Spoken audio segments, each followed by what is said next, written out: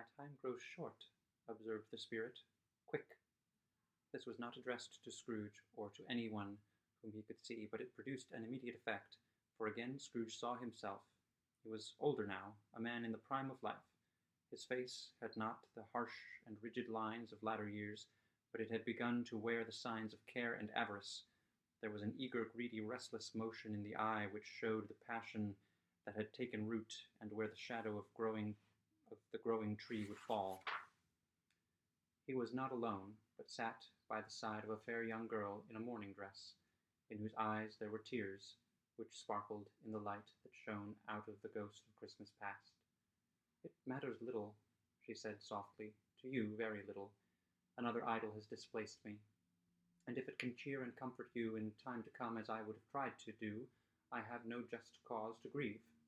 "What idol has displaced you?" he rejoined. "A golden one." "This is the even-handed dealing of the world," he said. "There is nothing on which it is so hard as poverty, and there is nothing it professes to condemn with such severity as the pursuit of wealth." "You fear the world too much," she answered gently. "All your other hopes have merged into the hope of being beyond the chance of its sordid reproach. I have seen your nobler aspirations fall off one by one until the master passion, gain, engrosses you, have I not?" "What then?" he retorted. "Even if I have grown so much wiser, what then? I am not changed towards you." She shook her head. "Am I? Our contract is an old one. It was made when we were both poor and content to be so, until, in good season, we could improve our worldly fortune by our patient industry. You are changed. When it was made, you were another man. I was a boy," he said impatiently. "Your own feeling tells you that you were not what you are," she returned. "I am.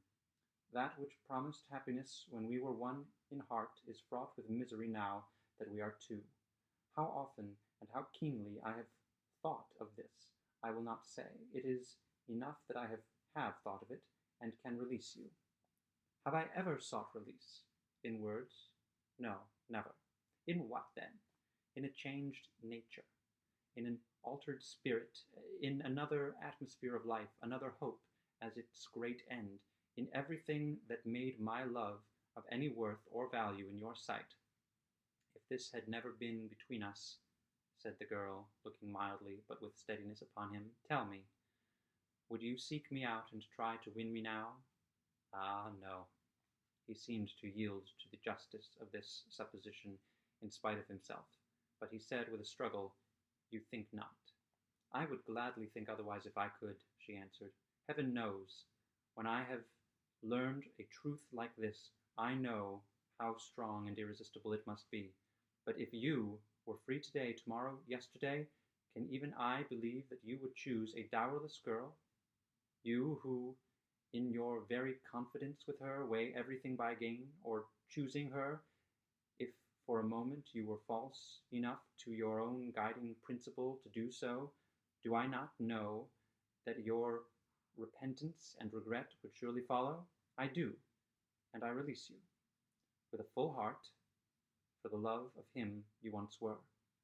He was about to speak, but with her head turned from him, she resumed, "You may, the memory of what is past half makes me hope you will, have pain in this.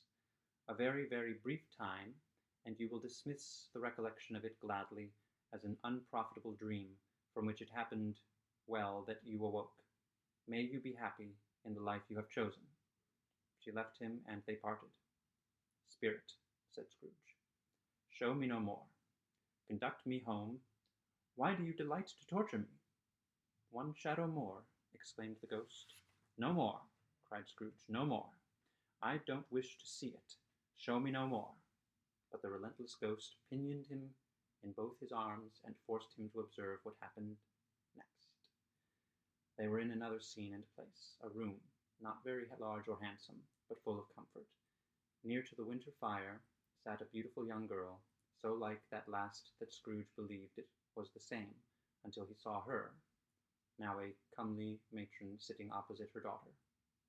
The noise in this room was perfectly tumultuous, for there were more children there than Scrooge, in his agitated state of mind, could count, and unlike the celebrated herd in the poem, they were not 40 children conducting themselves like one, but every child was conducting itself like 40. The consequences were uproarious beyond belief.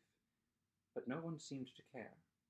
On the contrary, the mother and daughter laughed heartily and enjoyed it very much, and the latter, soon beginning to mingle in the sports, got pillaged by the young brigands most ruthlessly. What would I not have given to be one of them? Though I never could have been so rude, no, I wouldn't for the wealth of all the world have crushed that braided hair and torn it down, and for the precious little shoe I wouldn't have plucked it off, God bless my soul, to save my life.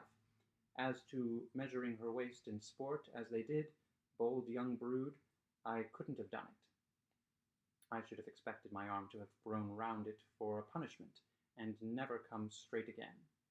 And yet I should have dearly liked, I own, to have touched her lips, to have questioned her, that she might have opened them, to have looked upon the lashes of her downcast eyes, and never raised a blush, to have let loose waves of hair, an inch of which would be a keepsake beyond price. In short, I should have liked, I do confess, to have had the slightest license of a child, and yet to have been man enough to know its value.